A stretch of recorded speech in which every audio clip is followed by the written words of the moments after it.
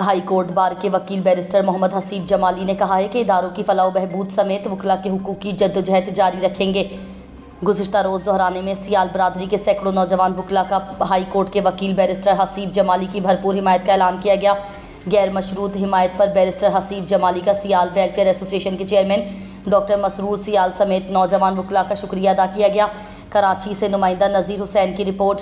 PTI रहनुमा doctor Masroor सियाल chairman all Sindh सियाल welfare association Karachi division की जानिब से तमाम सियाल बरादरी के वकला का हाई कोर्ट के नामवर वकील बैरिस्टर मोहम्मद हसीब जमाली की 2024-2025 में गैर मशरूत हिमायत और भरपूर ताउन का ऐलान किया है। इस मौके पर नौजवान एडवोकेट दानियाल खान सियाल की क़यादत में तमाम नौजवान सियाल वकला की तरफ से ज़ोराने के मौके पर chairman all Sial welfare association Karachi division doctor Masroor Sial की सदारत में एक इजलास भी मुनक्किद हुआ और बैरिस्टर मोहम्मद हसीब जमाली की भरपूर हिमायत व ताउन की यकीन दहानी करवाई।